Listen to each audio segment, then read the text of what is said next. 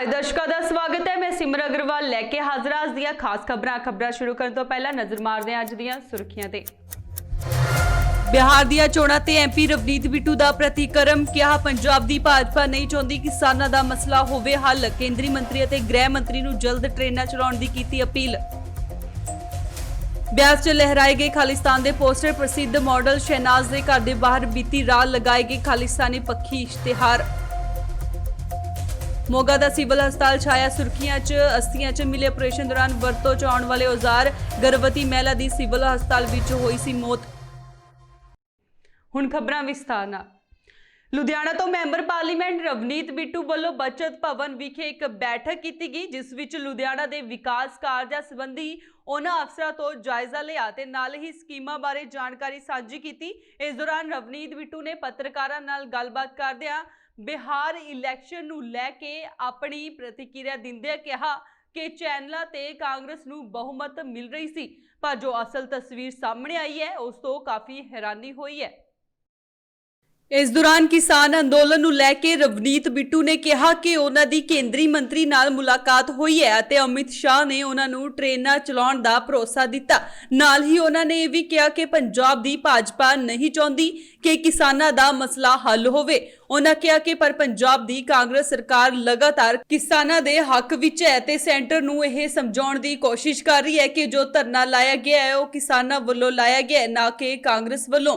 ਬਿੱਟੂ ਨੇ ਮੁੜ ਤੋਂ ਹਰਦੀਪੁਰੀ ਨੂੰ ਜਾਲੀ ਸਰਦਾਰ ਦੱਸਿਆ ਅਤੇ ਕਿਹਾ ਕਿ ਚੁੱਗਾ ਅਤੇ ਕੰਪਨੀ ਪੰਜਾਬ ਦੇ ਕਿਸਾਨਾਂ ਦਾ ਭਲਾ ਨਹੀਂ ਚਾਹੁੰਦੀਆਂ। ਉਧਰ ਨਾਲ ਹੀ ਉਹਨਾਂ ਬੀਤੇ ਦਿਨੀ ਨਸ਼ਾ ਤਸਕਰ ਗੁਰਦੀਪ ਸਿੰਘ ਦੇ ਮਾਮਲੇ ਵਿੱਚ ਵੀ ਬੋਲਦਿਆਂ ਕਿਹਾ ਕਿ ਅਜਿਹੇ ਲੋਕ ਅਕਸਰ ਸਿਆਸੀ ਲੀਡਰਾਂ ਦੇ ਅੱਗੇ ਪਿੱਛੇ ਘੁੰਮ ਕੇ ਆਪਣੇ ਆਪ ਨੂੰ ਬਚਾਉਣ ਦੀ ਕੋਸ਼ਿਸ਼ ਕਰਦੇ ਨੇ ਪਰ ਇਸ ਦੀ ਤਹਿ ਤੱਕ ਜਾਇਆ ਜਾਵੇਗਾ ਤੇ ਜੋ ਕੋਈ ਵੀ ਇਸ ਵਿੱਚ ਮੁਲਜ਼ਮ ਹੋਵੇਗਾ ਉਸ ਖਿਲਾਫ ਕਾਰਵਾਈ ਹੋਵੇਗੀ। ਜੋ ਹਰ ਚੈਨਲ ਦੱਸ ਰਹੇ ਸੀ ਉਹ ਬੜਾ ਮਹਾਗਠਬੰਧਨ ਨੂੰ ਬਹੁਤ ਵਧੀਆ ਲੀਡ ਦੇ ਰਹੇ ਸੀ, ਚੰਗੀ ਦੇ ਰਹੇ ਸੀ ਪਰ ਹੁਣ ਜੋ ਤੁਸੀਂ ਕਹਿ ਰਹੇ ਹੋ ਬਰਾਬਰ ਦੀ ਫਾਈਟ ਆ ਜਾਂ ਜਿਹੜਾ ਬੀਜੇਪੀ ਤੇ ਉਹ ਅੱਗੇ ਆ ਇਸ ਕਰਕੇ ਕਿਤੇ ਨਾ ਕਿਤੇ ਤਾਂ ਲੱਗ ਰਿਹਾ ਸੀ ਵੀ ਇੱਕ ਬਹੁਤ ਵੱਡੀ ਆਸ ਸੀ ਕਾਂਗਰਸ ਤੇ ਲਾਲੂ ਜੀ ਦੀ ਪਾਰਟੀ ਆ ਜਿਹੜੀ ਆਰਜੇਡੀ ਪਰ ਜੇ ਕਮੀ ਹੋਈ ਆ ਇਹ ਕਿਉਂ ਹੋਈ ਇਹ ਬੜਾ ਸ਼ੱਕ ਦਾ ਕਿਉਂਕਿ ਜਿਹੜੀਆਂ ਰੈਲੀਆਂ ਸੀ ਜਿਹੜੇ ਇਕੱਠ ਸੀ ਲੋਕਾਂ ਦੇ ਉਹ ਤਾਂ ਝੂਠ ਨਹੀਂ ਕਦੇ ਬੋਲਦੇ। ਜੋ ਜੋਸ਼ ਸੀ ਜੋ ਇੱਕ ਪ੍ਰਾਈਮ ਮਿਨਿਸਟਰ ਜਦੋਂ ਗਿਆ ਤਾਂ ਉੱਥੇ 3 ਰੈਲੀਆਂ ਜਿਹੜੀਆਂ ਪ੍ਰਾਈਮ ਮਿਨਿਸਟਰ ਦੀਆਂ ਫੇਲ ਹੋ ਗਈਆਂ ਤੇ ਇਹ ਰਿਜ਼ਲਟ ਜਿਹੜਾ ਆ ਰਿਹਾ ਇਹਦੇ ਵਿੱਚ ਮੈਨੂੰ ਤਾਂ ਥੋੜਾ ਜਿਹਾ ਕਿਤੇ ਨਾ ਕਿਤੇ ਜੋ ਰਿਜ਼ਲਟ ਆਉਣਾ ਚਾਹੀਦਾ ਸੀ ਉਹ ਸਾਡੇ ਲਈ ਇਹ ਰਿਜ਼ਲਟ ਨਹੀਂ ਗਾ। ਐਗਜ਼ਿਟ ਪੋਲ ਦੇ ਵਿੱਚ ਵੀ ਦਿਖਾਇਆ ਸੀ ਆਰਜੇਡੀ ਜਿਹੜੀ ਮੈਂ ਕਿਹਾ ਜੀ ਜਿਹੜੇ ਚੈਨਲ ਪੂਰੇ ਪੱਕੇ ਬੀਜੇਪੀ ਦੇ ਚੈਨਲ ਜਿਹੜੇ ਕਹੇ ਜਾਂਦੇ ਆ ਜਿਹੜਾ ਅੰਬਾਨੀ ਚੈਨਲ ਚਲਾਉਂਦਾ ਏ ਰਿਲਾਇੰਸ ਚਲਾਉਂਦਾ ਏ ਉਹ ਚੈਨਲਾਂ ਤੇ ਜਿਹੜਾ ਇਹ ਉਹ ਮਹਾਗਠਬੰਧਨ ਬਹੁਤ ਵੱਡੀ ਲੀਡ ਤੇ ਸੀ ਤੇ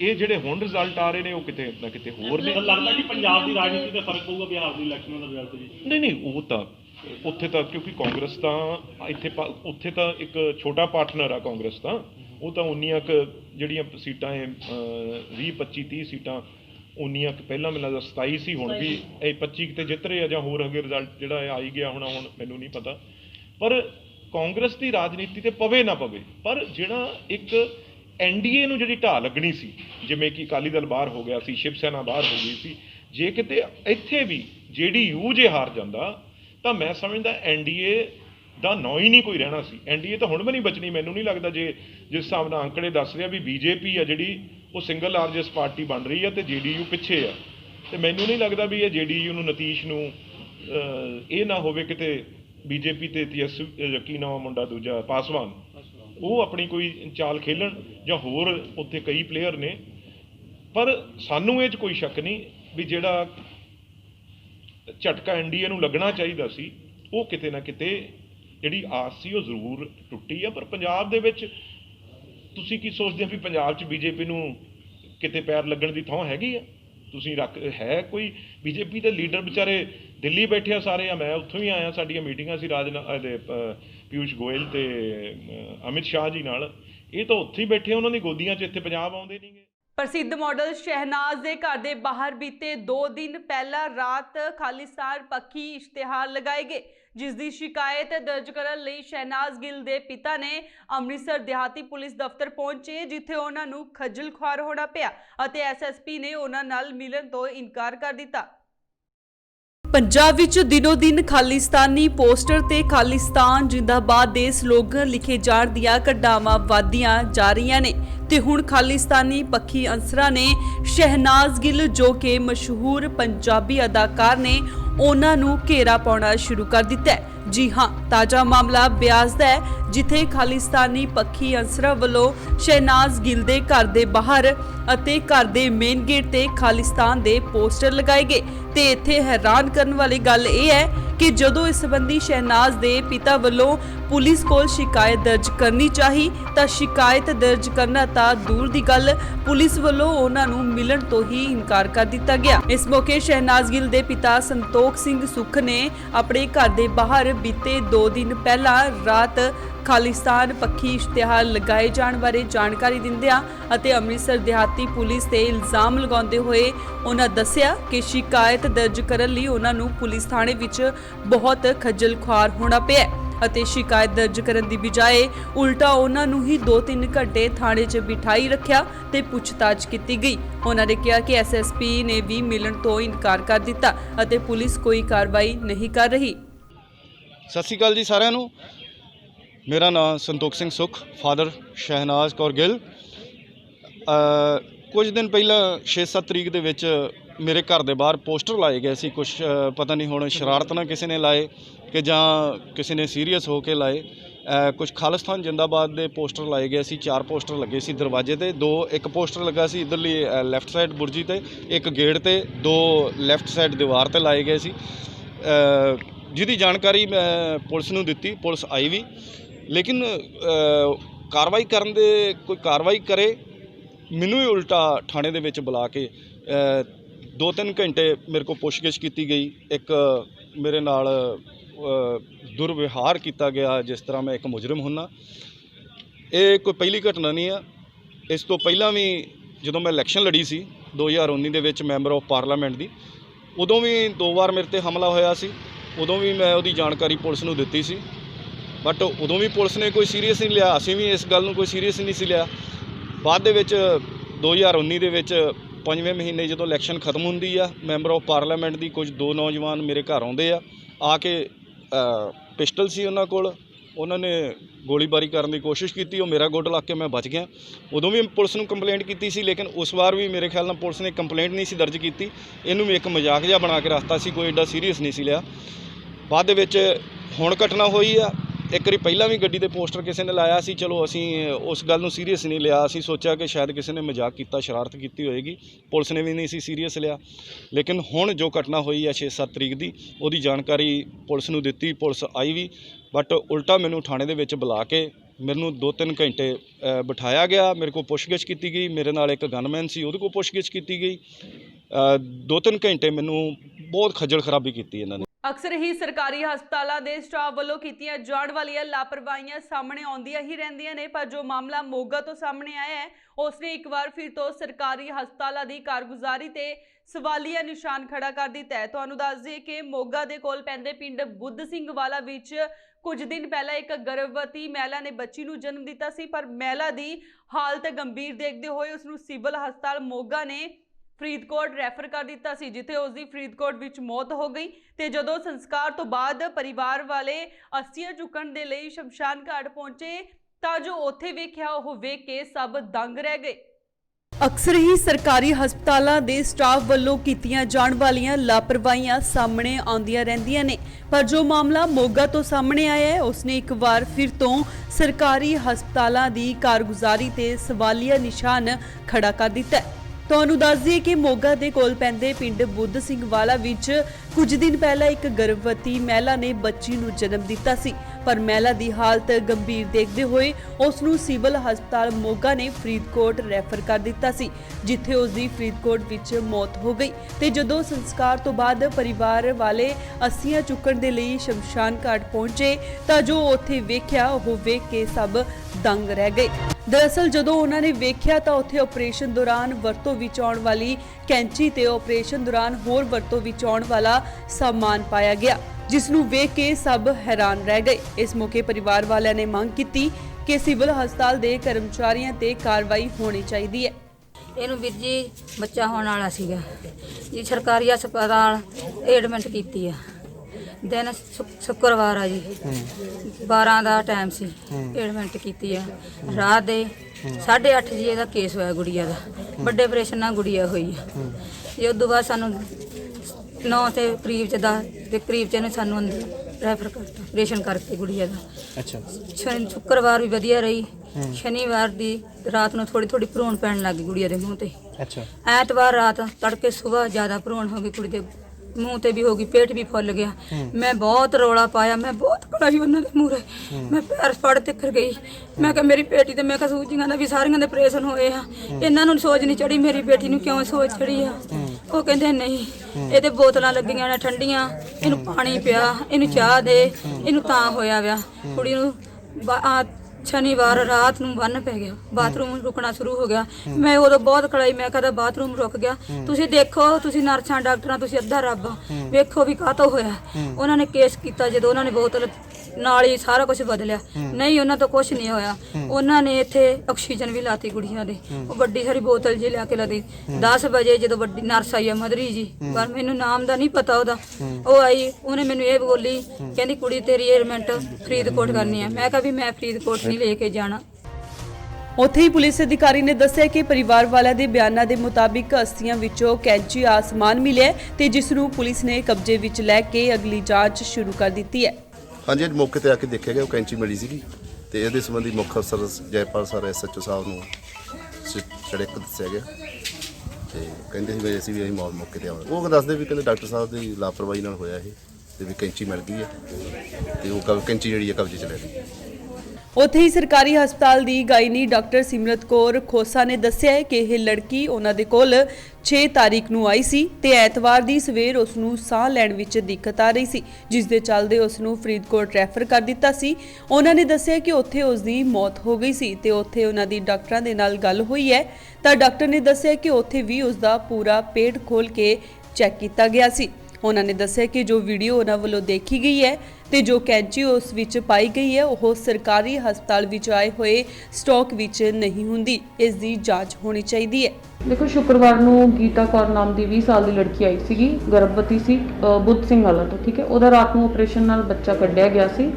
ਪੇਸ਼ੈਂਟ ਬਿਲਕੁਲ ਠੀਕ ਸੀਗੀ ਸ਼ਨੀਵਾਰ ਨੂੰ ਤੇ ਐਤਵਾਰ ਸਵੇਰ ਪੇਸ਼ੈਂਟ ਨੂੰ ਥੋੜਾ ਸਾਹ ਲੈਣ 'ਚ ਤਕਲੀਫ ਹੋ ਰਹੀ ਸੀ ਤੇ ਉਹਦਾ ਬਾਥਰੂਮ ਥੋੜਾ ਘੱਟ ਰਿਹਾ ਸੀ, ਜਿਸ ਕਰਕੇ ਮੈਂ ਪੇਸ਼ੈਂਟ ਨੂੰ ਰੈਫਰ ਕੀਤਾ। ਜਦ ਮੈਂ ਰੈਫਰ ਕੀਤੀ ਹੈ, ਪੇਸ਼ੈਂਟ ਬਿਲਕੁਲ ਠੀਕ ਸੀ, ਮਤਲਬ ਬਲੱਡ ਪ੍ਰੈਸ਼ਰ ਠੀਕ ਸੀ, ਮੇਰੇ ਨਾਲ ਗੱਲਾਂ ਕਰ ਰਹੀ ਸੀ, ਸਾਹ ਲੈਣ 'ਚ ਦਿੱਕਤ ਸੀ, ਸੈਚੂਰੇਸ਼ਨ ਘੱਟ ਰਹੀ ਸੀ, ਇਸ ਲਈ ਮੈਂ ਰੈਫਰ ਕਰਤੀ। ਬੱਚਾ ਇੱਥੇ ਹੋਇਆ ਜੀ, ਸਹੀ ਹੈ ਬੱਚਾ ਬਿਲਕੁਲ ਸਹੀ ਸੀ। ਬੱਚਾ ਉਹਦੇ ਨਾਲ ਜਿਹੜੀ ਉਹਦੇ ਲੇਡੀ ਉਹਦੀ ਮਦਰ ਸੀ, ਉਹਨਾਂ ਦੀ ਗੋਦੀ 'ਚ ਸੀ, ਨਾਲ ਉਹ ਐਂਬੂਲੈਂਸ ਦੇ ਨਾਲ ਗਿਆ ਬੱਚਾ। ਠੀਕ ਹੈ, ਪੇਸ਼ੈਂਟ ਨੂੰ ਮੈਂ ਪ੍ਰੋਪਰ ਖੁਦ ਐਂਬੂਲੈਂਸ ਤੇ ਚੜਵਾਇਆ ਆਕਸੀਜਨ ਲਗਵਾ ਕੇ। ਠੀਕ ਹੈ, ਰਾਤ ਨੂੰ ਜਿੰਨਾ ਮੇਰੀ ਉੱਥੇ ਫਰੀਦਕੋਟ ਡਾਕਟਰ ਸਾਹਿਬ ਨਾਲ ਗੱਲ ਹੋਈ ਹੈ, ਫਰੀਦਕੋਟ ਰਾਤ ਨੂੰ ਮਤਲਬ ਐਤਵਾਰ ਰਾਤ ਨੂੰ ਦੁਬਾਰਾ ਆਪਰੇਟ ਹੋਇਆ ਵਾ, ਲੈਪਰੋਟਮੀ ਹੋਈ ਹੈ, ਜਿਸ ਬਹੁਤ ਵੱਡਾ ਚੀਰਾ ਦਿੱਤਾ ਜਾਂਦਾ, ਪੇਟ ਖੋਲ ਕੇ ਦੇਖਿਆ ਜਾਂਦਾ ਅੰਦਰ ਕੀ ਦਿੱਕਤ ਹੈ। ਠੀਕ ਹੈ, ਸੰਡੇ ਸਵੇਰ ਪੇਸ਼ੈਂਟ ਐਕਸਪਾਇਰ ਹੋਈ, ਮੰਡੇ ਸਵੇਰ ਪੇਸ਼ੈਂਟ ਐਕਸਪਾਇਰ ਹੋਈ ਹੈ 6:30 ਦੇ ਅਰਾਊਂਡ। ਠੀਕ ਹੈ, ਤੇ ਜਿੰਨੀਆਂ ਮੈਂ ਵੀਡੀਓਜ਼ ਦੇਖੀਆਂ ਨੇ ਉਹ ਕੈਂਚੀ ਵਾਲੀਆਂ, ਉਹ ਕੈਂਚੀ ਸਾਡੀ ਸਰਜੀਕਲ ਸੀਜ਼ਰ ਨਹੀਂ ਹੈ। ਸੂਬੇ ਦੀ ਕੈਪਟਨ ਸਰਕਾਰ ਦੁਆਰਾ ਕੀਤੇ ਜਾ ਰਹੇ ਭ੍ਰਿਸ਼ਟਾਚਾਰ ਮੁਕਤ ਪ੍ਰਸ਼ਾਸਨ ਦੇਣ ਦੇ ਦਾਅਵਿਆਂ ਦੀ ਪੋਲ ਜੀਰਾ ਵਿੱਚ ਖੁੱਲਦੀ ਨਜ਼ਰ ਆਈ, ਜਿੱਥੇ ਕਿਸਾਨ ਮਜ਼ਦੂਰ ਸੰਘਰਸ਼ ਕਮੇਟੀ ਦੇ ਮੈਂਬਰ ਨੇ ਤਹਿਸੀਲਦਾਰ ਦੇ ਰੀਡਰ ਨੂੰ ਰਜਿਸਟਰੀ ਕਰਨ ਬਦਲੇ 1500 ਦੀ ਰਿਸ਼ਵਤ ਲੈਣ ਦੇ ਮਾਮਲੇ ਨੂੰ ਸਭ ਦੇ ਸਾਹਮਣੇ ਬੇਨਕਾਬ ਕਰ ਦਿੱਤਾ। ਕੀ ਹੈ ਪੂਰਾ ਮਾਮਲਾ, ਉਹ ਵੇਖਦੇ ਹਾਂ।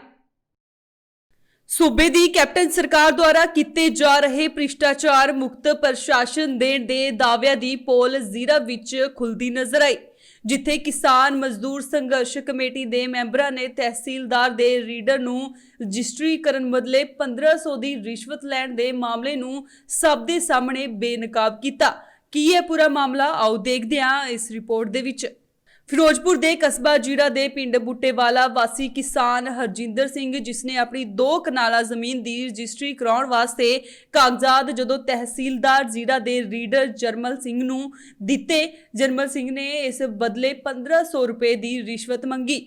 ਕਿ ਇਹ ਪੈਸੇ ਤਹਿਸੀਲਦਾਰ ਦੀ ਫੀਸ ਵਜੋਂ ਜਮ੍ਹਾਂ ਕਰਾਓ, ਜਿਸ ਤੇ ਹਰਜਿੰਦਰ ਸਿੰਘ ਨੇ 1500 ਰੁਪਏ ਦੇ ਦਿੱਤੇ ਅਤੇ ਕਾਗਜ਼ਾਤ ਰੀਡਰ ਦੁਆਰਾ ਨਾਇਬ ਤਹਿਸੀਲਦਾਰ ਵਿਨੋਦ ਕੁਮਾਰ ਦੀ ਟੇਬਲ ਤੇ ਪਹੁੰਚਾ ਦਿੱਤੇ। ਇਸ ਤੋਂ ਬਾਅਦ ਹਰਜਿੰਦਰ ਸਿੰਘ ਦੁਆਰਾ ਕਿਸਾਨ ਸੰਘਰਸ਼ ਕਮੇਟੀ ਦੇ ਜ਼ਿਲ੍ਹਾ ਮਿਤ ਪ੍ਰਧਾਨ ਅੰਗਰੇਜ਼ ਸਿੰਘ ਨਾਲ ਗੱਲ ਕੀਤੀ ਤਾਂ ਕਮੇਟੀ ਦੇ ਸਮੂਹ ਮੈਂਬਰ ਉੱਥੇ ਪਹੁੰਚ ਗਏ ਅਤੇ ਨਾਇਬ ਤਹਿਸੀਲਦਾਰ ਨਾਲ ਇਸ ਬਾਰੇ ਗੱਲ ਕੀਤੀ।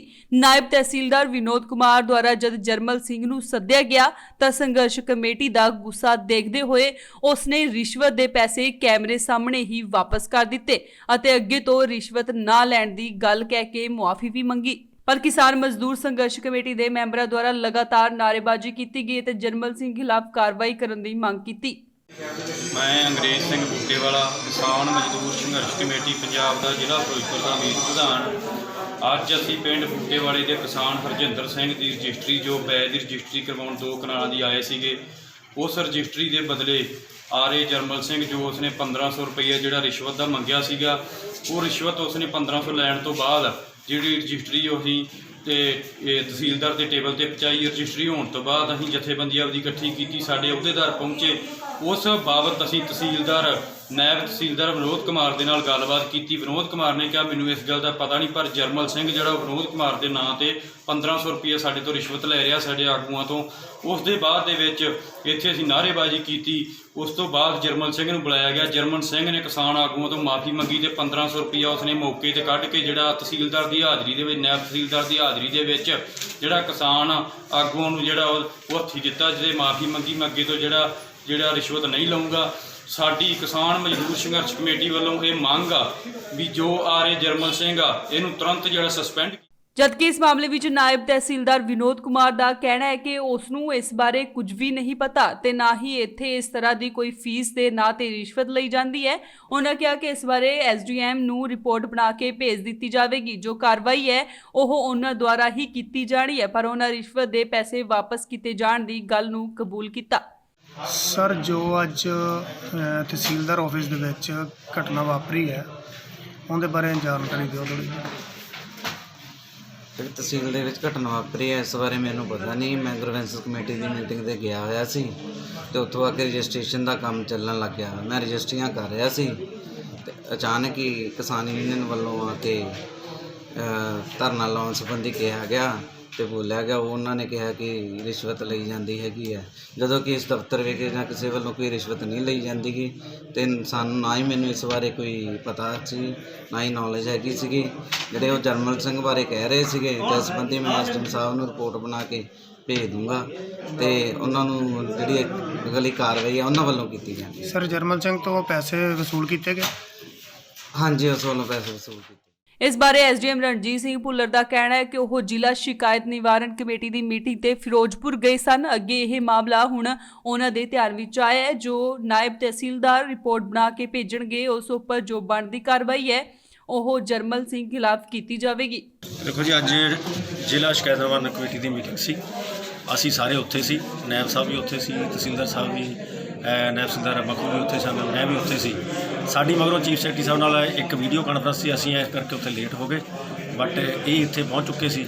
ਮੈਨੂੰ ਇੱਥੇ ਆਇਆ ਪਤਾ ਲੱਗਿਆ ਕਿ ਇੱਥੇ ਗੱਲ ਹੋਈ ਆ ਕਿ ਜਰਮਲ ਸਿੰਘ ਵੱਲੋਂ ਕੋਈ ਪੈਸੇ ਲੈ ਕੇ ਬਾਅਦ 'ਚ ਵਾਪਸ ਕੀਤੇ ਗਏ ਨੇ, ਔਰ ਉਹਦੇ ਸਬੰਧ ਦੇ ਵਿੱਚ ਜਿਹੜੇ ਵੀ ਇਹਨਾਂ ਨੇ ਪ੍ਰੂਫ ਦਿੱਤੇ ਨੇ ਉਹਨਾਂ ਪ੍ਰੂਫ ਦੇ ਆਧਾਰ 'ਤੇ ਜਿਹੜੀ ਇਹ ਨਾਇਬ ਸਾਹਿਬ ਵੱਲੋਂ ਰਿਪੋਰਟ ਆਏਗੀ ਉਹਦੇ ਆਧਾਰ 'ਤੇ ਉਹਦੇ ਖਿਲਾਫ ਜਿਹੜੀ ਕਾਰਵਾਈ ਜੋ ਵੀ ਬਣਦਾ ਜੁਰਮ ਹੈ ਉਹਦੇ ਅਗੇਂਸਟ ਐਕਸ਼ਨ ਲਿਆ ਜਾਵੇ।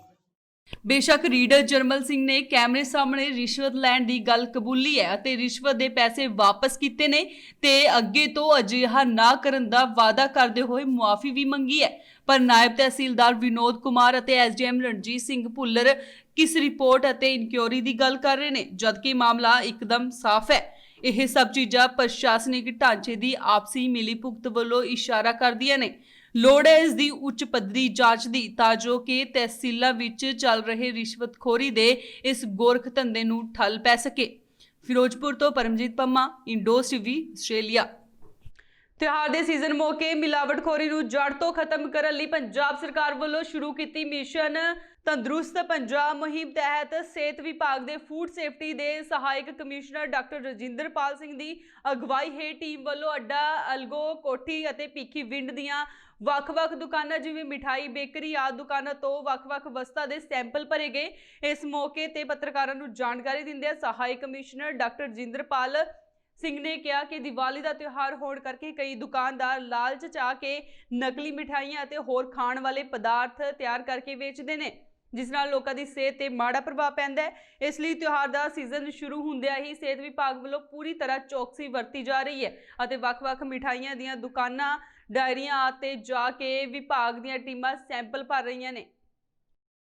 ਉਹਨਾਂ ਸਮੂਹ ਦੁਕਾਨਦਾਰਾਂ ਨੂੰ ਤਾੜਨਾ ਕਰਦਿਆਂ ਕਿਹਾ ਕਿ ਪੰਜਾਬ ਸਰਕਾਰ ਮਿਲਾਵਟਖੋਰੀ ਨੂੰ ਰੋਕਣ ਲਈ ਪੂਰੀ ਤਰ੍ਹਾਂ ਅਲਰਟ ਹੈ ਤੇ ਜੇਕਰ ਕੋਈ ਨਕਲੀ ਪਦਾਰਥ ਵੇਚਦਾ ਪਾਇਆ ਗਿਆ ਤਾਂ ਉਸ ਖਿਲਾਫ ਸਖਤ ਕਾਰਵਾਈ ਅਮਲ 'ਚ ਲਿਆਂਦੀ ਜਾਵੇਗੀ। ਉਹਨਾਂ ਨੇ ਕਿਹਾ ਕਿ ਸਿਵਲ ਸਰਜਨ ਤਰਨਤਾਰਨ ਡਾਕਟਰ ਅਨੂਪ ਕੁਮਾਰ ਦੇ ਦਿਸ਼ਾ ਨਿਰਦੇਸ਼ਾਂ ਤਹਿਤ ਵਿਭਾਗ ਦੀ ਟੀਮ ਵੱਲੋਂ ਜ਼ਿਲ੍ਹੇ ਭਰ 'ਚ ਸੈਂਪਲਿੰਗ ਕੀਤੀ ਜਾ ਰਹੀ ਹੈ। ਡਾਕਟਰ ਰਜਿੰਦਰਪਾਲ ਸਿੰਘ ਨੇ ਕਿਹਾ ਕਿ ਜੇਕਰ ਕਿਸੇ ਜਗ੍ਹਾ ਤੇ ਮਿਲਾਵਟਖੋਰੀ ਹੋਣ ਦਾ ਪਤਾ ਲੱਗਦਾ ਹੈ ਤਾਂ ਆਮ ਲੋਕ ਸਿਹਤ ਵਿਭਾਗ ਦੀ ਟੀਮ ਨੂੰ ਤੁਰੰਤ ਸੂਚਿਤ ਕਰਨ ਤਾਂ ਜੋ ਤਿਉਹਾਰ ਮੌਕੇ ਨਕਲੀ ਮਿਠਾਈਆਂ ਤੇ ਹੋਰ ਖਾਣਯੋਗ ਪਦਾਰਥ ਵੇਚਣ ਵਾਲਿਆਂ ਨੂੰ ਪੂਰੀ ਤਰ੍ਹਾਂ ਨਕੇਲ ਪਾਈ ਜਾ ਸਕੇ। ਫੂਡ ਕਮਿਸ਼ਨਰ ਨੇ ਦੱਸਿਆ ਕਿ ਬੈਂਕਾ ਪਿੰਡਾਂ ਅੱਡਾ ਭਿੱਖੀ ਵਿੰਡ ਅਤੇ ਅੱਡਾ ਅਲਗੋ ਕੋਠੀ ਵਿਖੇ ਰੌਣਕ ਬੇਕਰੀ, ਗੁਰਦਿਆਲ ਸਵੀਟ ਸ਼ਾਪ, ਕਰਮਾ ਸਵੀਟ ਸ਼ਾਪ ਅਤੇ ਅਰੋੜਾ ਬੇਕਰੀ ਦੇ ਖਾਣ ਪੀਣ ਵਾਲੀਆਂ ਵੱਖ-ਵੱਖ ਵਸਤੂਆਂ ਦੇ ਸੈਂਪਲ ਭਰੇ ਗਏ ਨੇ, ਪਰੰਤੂ ਜੇਕਰ ਇਹਨਾਂ ਸੈਂਪਲਾਂ ਵਿੱਚ ਕਿਸੇ ਵੀ ਦੁਕਾਨਦਾਰ ਵੱਲੋਂ ਮਿਲਾਵਟਖੋਰੀ ਕੀਤੀ ਪਾਈ ਗਈ ਤਾਂ ਉਸ ਖਿਲਾਫ ਸਖਤ ਕਾਰਵਾਈ ਕੀਤੀ ਜਾਵੇਗੀ। ਉਹਨਾਂ ਲੋਕਾਂ ਨੂੰ ਅਪੀਲ ਕੀਤੀ ਕਿ ਉਹ ਪੰਜਾਬ ਸਰਕਾਰ ਅਤੇ ਸਿਹਤ ਵਿਭਾਗ ਵੱਲੋਂ ਚਲਾਈ ਜਾ ਰਹੀ ਮਿਸ਼ਨ ਤੰਦਰੁਸਤ ਪੰਜਾਬ ਮੁਹਿੰਮ ਨੂੰ ਕਾਮਯਾਬ ਬਣਾਉਣ 'ਚ ਆਪਣਾ ਸਹਿਯੋਗ ਦੇਣ। ਇਸ ਮੌਕੇ ਉਹਨਾਂ ਨਾਲ ਫੂਡ ਸੇਫਟੀ ਅਫਸਰ ਮੈਡਮ ਸਾਕਸ਼ੀ ਖੋਸਲਾ, ਅਸ਼ਵਨੀ ਕੁਮਾਰ ਆਦਿ ਹੋਰ ਵੀ ਮੁਲਾਜ਼ਮ ਹਾਜ਼ਰ ਸਨ। ਜਿਵੇਂ ਕਿ ਸਰ ਤਿਉਹਾਰਾਂ ਦੇ ਸੀਜ਼ਨ ਦੇ ਵਿੱਚ ਇੱਥੇ ਹਲਵਾਈਆਂ ਵੱਲੋਂ ਜਿਹੜੀ ਮਿਲਾਵਟਖੋਰੀ ਕੀਤੀ ਜਾਂਦੀ ਹੈ, ਇਹਦੇ ਸੰਬੰਧ ਵਿੱਚ ਤੁਸੀਂ ਸੈਂਪਲ ਭਰਨ ਆਏ ਹੋ, ਕੀ ਘਰ ਚੱਲੇ ਜੋ? ਦੇਖੋ ਜੀ, ਸਾਡਾ ਜਿਹੜਾ ਡਿਪਾਰਟਮੈਂਟ ਹੈ ਬਹੁਤ ਸਤਰਕ ਹੈ। ਅਸੀਂ ਜੋ ਪਹਿਲਾਂ ਤਰਨਤਾਰਨ ਔਰ ਉਹਦੇ ਨਾਲ ਦੇ ਲੱਗਦੇ ਇਲਾਕਿਆਂ ਫਤਿਆਬਾਦ, ਖਡੂਰ ਸਾਹਿਬ, ਭੋਲਾ ਸਾਹਿਬ ਤੇ ਸੈਂਪਲਿੰਗ ਕੀਤੀ ਸੀ ਝਬਾਲ। ਹੁਣ ਅੱਜ ਅਸੀਂ ਜਿਹੜਾ ਹੈ ਉਸੇ ਕੜੀ ਨੂੰ ਕਰਦੇ ਹੋਏ ਅੱਜ ਅਸੀਂ ਭਿੱਖੀ ਵਿੰਡ ਔਰ ਅਲਗੋ ਕੋਠੀ ਦੇ ਵਿੱਚ ਅੱਜ ਅਸੀਂ ਸੈਂਪਲਿੰਗ ਕੀਤੀ ਹੈ ਔਰ ਇੱਥੋਂ ਅਸੀਂ ਵੱਖ-ਵੱਖ ਖਾਣ ਪੀਣ ਦੀਆਂ ਜਿਹੜੀਆਂ ਚੀਜ਼ਾਂ ਸੀ ਜਿਹਦੇ ਵਿੱਚ ਮਠਿਆਈਆਂ ਤੇ ਬੇਕਰੀ ਨਾਲ ਸੰਬੰਧਿਤ ਚੀਜ਼ਾਂ ਸੀ, ਉਹਦੇ ਅਸੀਂ 7 ਸੈਂਪਲ ਲੈ ਲਏ ਆ। ਇਹਨਾਂ ਸੈਂਪਲਾਂ ਨੂੰ ਅਸੀਂ ਜੋ ਹੈ ਖਰੜ ਫੂਡ ਲੈਬੋਰਟਰੀ ਉੱਥੇ ਜਾਂਚ ਦੇ ਲਈ ਭੇਜਾਂਗੇ। ਜੋ ਸਾਡੇ ਕੋਲ ਰਿਪੋਰਟ ਆਏਗੀ ਅਸੀਂ ਉਹਦੀ ਬਣਦੀ ਕਾਰਵਾਈ ਕਰਾਂਗੇ। ਕੀ ਸੈਂਪਲ ਹੈ ਜਿਹੜੇ ਸਰ ਤੁਹਾਡੇ ਵੱਲੋਂ ਲਏ ਗਏ ਆ?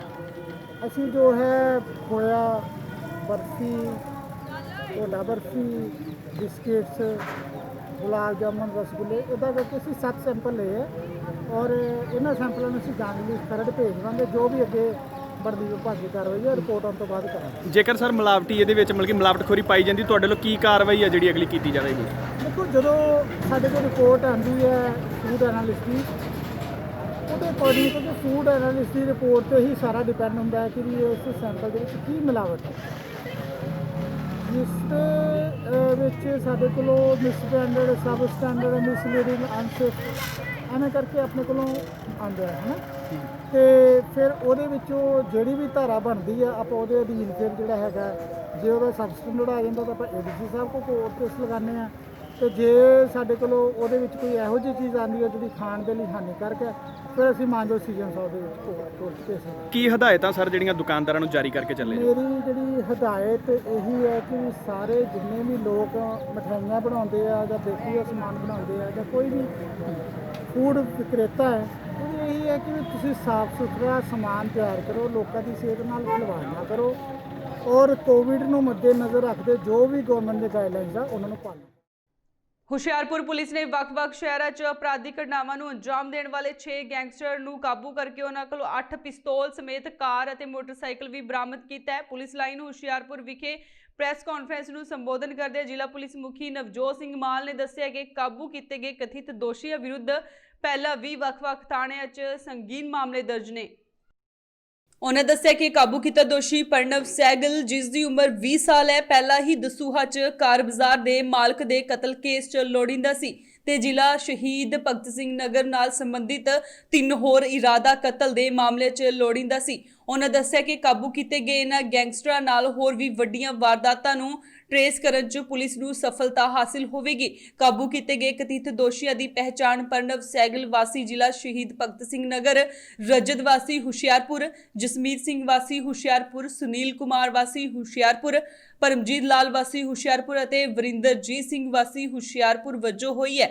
ਉਹਨਾਂ ਦੱਸਿਆ ਕਿ ਕਾਬੂ ਕੀਤੇ ਕਥਿਤ ਦੋਸ਼ੀਆਂ ਤੋਂ 8 ਪਿਸਟਲ, 32 ਬੋਰ ਸਮੇਤ 31 ਰੋਂਦ ਜਿੰਦਾ, 1 ਮੋਟਰਸਾਈਕਲ, 1 ਕਾਰ ਅਤੇ 50 ਗ੍ਰਾਮ ਹੈਰੋਇਨ ਵੀ ਬਰਾਮਦ ਕੀਤੀ ਗਈ ਹੈ।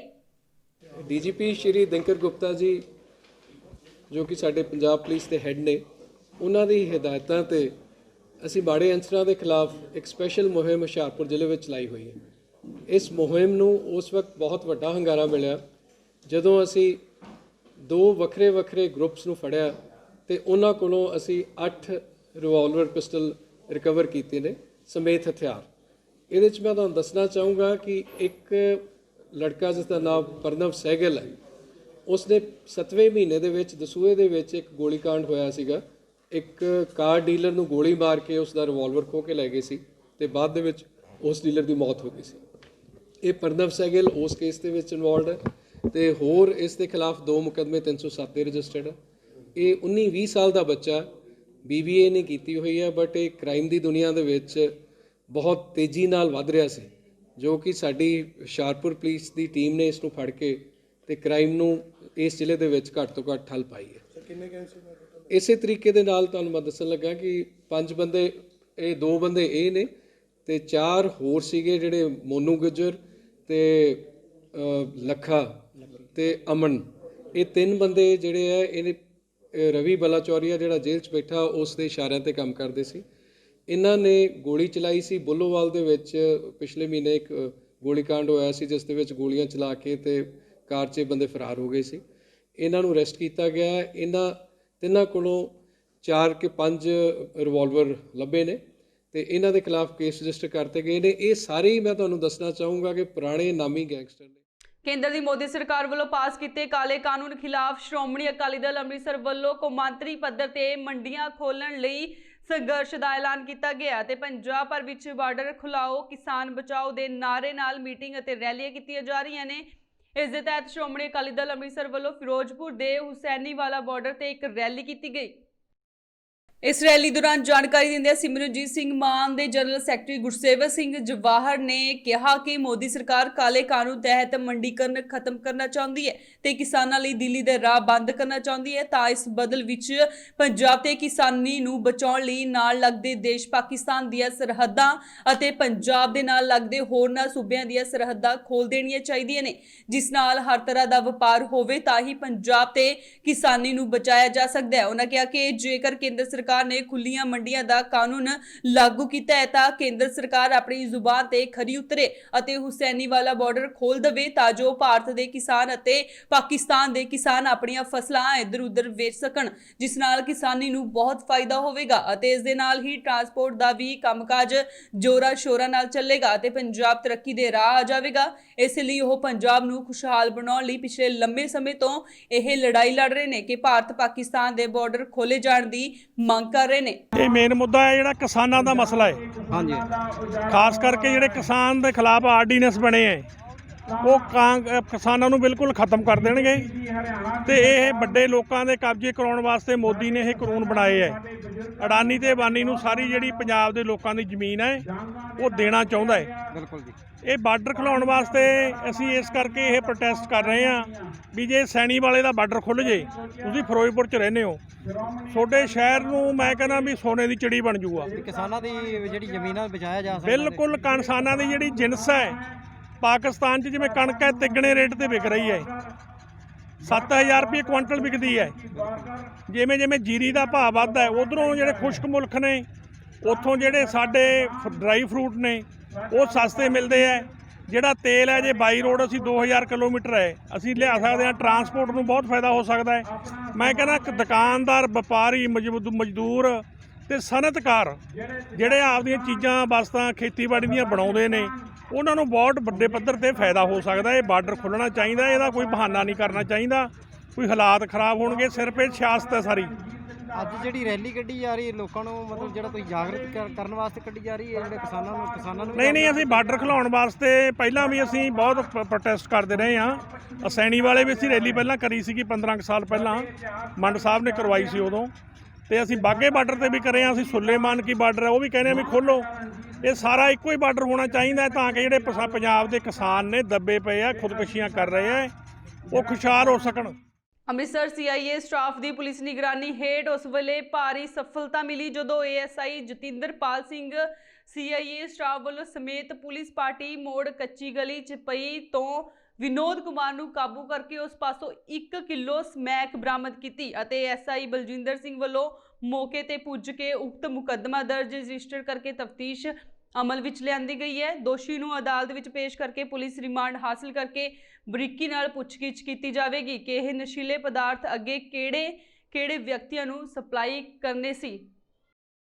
ਅੰਮ੍ਰਿਤਸਰ CIA ਸਟਾਫ ਪੁਲਿਸ ਅਧਿਕਾਰੀਆਂ ਵੱਲੋਂ ਮੁੱਢਲੀ ਪੁੱਛਗਿੱਛ ਦੌਰਾਨ ਦੋਸ਼ੀ ਵਿਨੋਦ ਕੁਮਾਰ ਨੇ ਦੱਸਿਆ ਕਿ ਇਹ ਸਮੈਕ ਉਸ ਵੱਲੋਂ ਰਾਜਕੁਮਾਰ ਉਰਫ ਟੀਟਾ ਉਕਤ ਪਾਸੋਂ ਲਿਆਈ ਜਾ ਰਹੀ ਸੀ, ਜੋ ਰਾਜਕੁਮਾਰ ਉਰਫ ਟੀਟਾ ਨੂੰ ਕਾਬੂ ਕਰਕੇ ਪੁੱਛਗਿੱਛ ਕੀਤੀ ਗਈ ਹੈ, ਜਿਸ ਨੇ ਦੌਰਾਨੇ ਪੁੱਛਗਿੱਛ ਦੱਸਿਆ ਇਹ ਸਮੈਕ ਉਹ ਕੁਲਜੀਤ ਸਿੰਘ ਮੁੱਖ ਮੁਨਸ਼ੀ ਥਾਣਾ GRP ਅੰਮ੍ਰਿਤਸਰ ਪਾਸੋਂ ਲੈ ਕੇ ਆਇਆ ਹੈ, ਜੋ ਆਪਣੀ ਡਿਊਟੀ ਤੇ ਹਾਜ਼ਰ ਨਹੀਂ ਹੈ। ਉਸ ਨੂੰ ਗ੍ਰਿਫਤਾਰ ਕਰਨ ਲਈ ਪੁਲਿਸ ਵੱਲੋਂ ਛਾਪੇਮਾਰੀ ਕੀਤੀ ਜਾ ਰਹੀ ਹੈ। ਉਕਤ ਦੋਸ਼ੀਆਂ ਨੂੰ ਅੱਜ ਮਾਣਯੋਗ ਅਦਾਲਤ ਵਿੱਚ ਪੇਸ਼ ਕਰਕੇ ਪੁਲਿਸ ਰਿਮਾਂਡ ਹਾਸਲ ਕਰਕੇ ਬਰੀਕੀ ਨਾਲ ਪੁੱਛਗਿੱਛ ਕੀਤੀ ਜਾਵੇਗੀ ਕਿ ਇਹ ਨਸ਼ੀਲੇ ਪਦਾਰਥ ਵੇਚਣ ਦਾ ਧੰਦਾ ਕਦੋਂ ਤੋਂ ਕਰ ਰਹੇ ਨੇ, ਇਹ ਨਸ਼ੀਲੇ ਪਦਾਰਥ ਅੱਗੇ ਕਿਹੜੇ ਵਿਅਕਤੀਆਂ ਨੂੰ ਸਪਲਾਈ ਕਰਦੇ ਨੇ।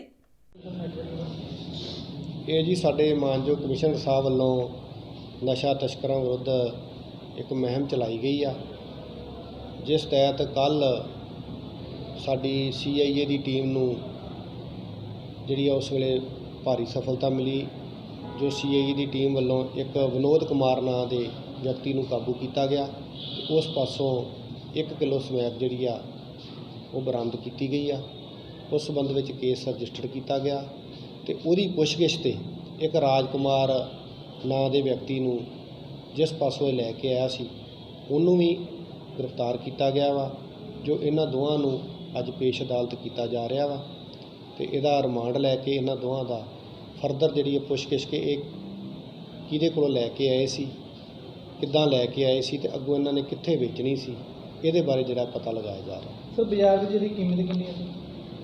ਇਹਦੀ ਕੀਮਤ ਕਰੀਬ 20-25 ਲੱਖ ਰੁਪਇਆ ਹੋਈ।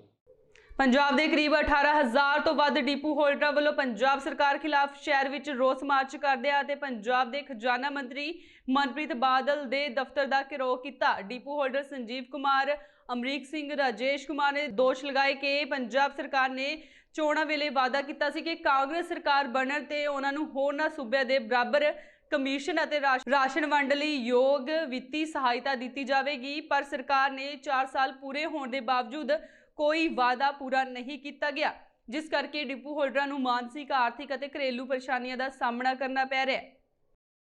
ਇਸ ਮੌਕੇ ਉਹਨਾਂ ਨੇ ਕਿਹਾ ਕਿ ਸੰਕੇਤਕ ਚੇਤਾਵਨੀ ਧਰਨੇ ਤੋਂ ਬਾਅਦ ਵੀ ਜੇਕਰ ਸਰਕਾਰ ਨੇ ਵਾਅਦੇ ਪੂਰੇ ਨਾ ਕੀਤੇ ਤਾਂ ਆਉਂਦੀਆਂ ਵਿਧਾਨ ਸਭਾ ਚੋਣਾਂ ਵਿੱਚ ਕਾਂਗਰਸ ਦਾ ਡਟਵਾਂ ਵਿਰੋਧ ਕੀਤਾ ਜਾਵੇਗਾ ਤੇ ਮੰਤਰੀਆਂ ਦਾ ਹਰ ਥਾਂ ਘਿਰਾਓ ਕੀਤਾ ਜਾਵੇਗਾ। ਉਹਨਾਂ ਮੰਗ ਕੀਤੀ ਕਿ ਹਰਿਆਣਾ, ਮਹਾਰਾਸ਼ਟਰ ਦੇ ਬਰਾਬਰ ਕਮਿਸ਼ਨ ਦਿੱਤਾ ਜਾਵੇ। ਉਹਨਾਂ ਨੇ ਇਹ ਵੀ ਕਿਹਾ ਕਿ ਉਹ 18,000 ਡਿਪੂ ਹੋਲਡਰ ਪੰਜਾਬ ਦੇ 35 ਲੱਖ ਤੋਂ ਵੱਧ ਘਰਾਂ ਨਾਲ ਜੁੜ ਕੇ ਸਰਕਾਰ ਦਾ ਅੰਗ ਬਣ ਕੇ ਕੰਮ ਕਰ ਰਹੇ ਨੇ, ਪਰ ਸਰਕਾਰ ਉਹਨਾਂ ਦੀਆਂ ਮੰਗਾਂ ਵੱਲ ਧਿਆਨ ਨਹੀਂ ਦੇ ਰਹੀ। ਮੈਂ ਸੁਖਵਿੰਦਰ ਸਿੰਘ ਕਾਂਝਲਾ, ਪੰਜਾਬ ਪ੍ਰਧਾਨ ਰਾਸ਼ਨ ਡਿਪੂ ਹੋਲਡਰ। ਅੱਜ ਜਿਹੜਾ ਇਹ ਧਰਨਾ ਰੱਖਿਆ ਮਨਪ੍ਰੀਤ ਸਿੰਘ ਬਾਦਲ ਦੇ ਦਫ਼ਤਰ ਦਾ, ਕਿਉਂਕਿ 2016 ਦੇ ਵਿੱਚ ਸਰਕਾਰ ਬਣਨ ਤੋਂ ਪਹਿਲਾਂ 17 ਤੋਂ 16 ਦੇ ਵਿੱਚ ਸਾਡੇ ਨਾਲ ਵਾਅਦਾ ਕਰਿਆ ਸੀਗਾ ਮਨਪ੍ਰੀਤ ਸਿੰਘ ਬਾਦਲ ਨੇ ਸੰਗਰੂਰ ਮੀਟਿੰਗ ਦੇ ਵਿੱਚ ਵੀ ਜਿਹੜੀਆਂ ਤੁਹਾਡੀਆਂ ਮੰਗਾਂ ਨੇ ਉਹ ਅਸੀਂ ਪਹਿਲੇ 2 ਮਹੀਨਿਆਂ 'ਚ ਪੂਰੀਆਂ ਕਰ ਦਾਂਗੇ, ਪਰ ਸਾਡੀ ਸਰਕਾਰ ਬਣਾਓ, ਅਸੀਂ ਤੀਜੇ ਨੰਬਰ 'ਤੇ ਹਾਂ। ਇਹ ਤੀਜੇ ਨੰਬਰ ਵਾਲੀ ਕਾਂਗਰਸ ਨੂੰ ਪੰਜਾਬ ਦੇ 18,000 depot holder, 36 lakh ration card, ਜਿਨ੍ਹਾਂ ਨੇ ਇੱਕ ਦਿਨ ਰਾਤ ਕਰਕੇ ਇਹਨਾਂ ਨੂੰ ਵੋਟਾਂ ਪਵਾ ਕੇ ਪਹਿਲੇ ਨੰਬਰ 'ਤੇ ਸਰਕਾਰ ਲਿਆਂਦੀ, ਪਰ 3 ਮਹੀਨੇ ਕੀ 3.5-4 ਸਾਲ ਹੋ ਗਏ, ਸਾਡੀ ਇੱਕ ਵੀ ਮੰਗ ਨਹੀਂ ਮੰਨੀ, ਨਾ ਕੋਈ ਹਜੇ ਤੱਕ ਮੀਟਿੰਗ ਕਰੀ ਹੈ ਪੰਜਾਬ ਸਰਕਾਰ ਨੇ ਸਾਡੇ ਨਾਲ, ਕੋਈ ਸਾਡੀ ਹਜੇ ਤੱਕ ਮੰਗ ਨਹੀਂ ਹੋਈ। ਜੋ ਪਹਿਲਾਂ ਸਾਡੇ ਸਿਸਟਮ 'ਚ ਉਵੇਂ ਹੀ ਚੱਲਦਾ ਹੈ, ਪੰਜਾਬ ਸਰਕਾਰ ਨੇ ਹਜੇ ਤੱਕ ਕੋਈ ਮੰਗ ਨਹੀਂ ਮੰਨੀ।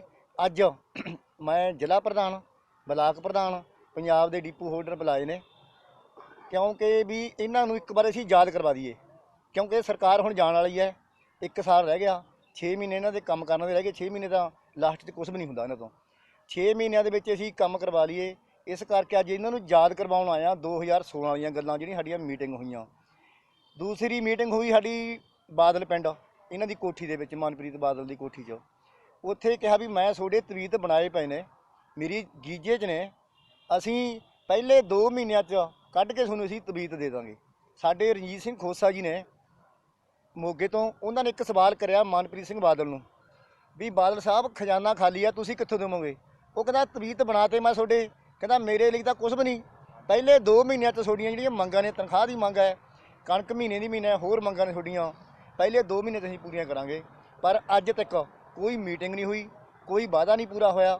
ਅਸੀਂ ਵਾਅਦੇ ਜਿਹੜੇ ਕਰੇ ਨੇ ਉਹਨਾਂ ਦੇ ਖਿਲਾਫ ਅੱਜ ਇਹਨੂੰ ਜਗਾਉਣ ਆਇਆ ਪੰਜਾਬ ਸਰਕਾਰ ਨੂੰ। ਸੋ ਇਹ ਸੀ ਅੱਜ ਦੀਆਂ ਖਾਸ ਖਬਰਾਂ। ਹੋਰ ਪ੍ਰੋਗਰਾਮ ਵੇਖਣ ਦੇ ਲਈ ਜੁੜੇ ਰਹੋ ਇੰਡੋਸ ਟੀਵੀ ਦੇ ਨਾਲ, ਤੇ ਉਦੋਂ ਤੱਕ ਮੈਨੂੰ ਦਿਓ ਇਜਾਜ਼ਤ। ਧੰਨਵਾਦ।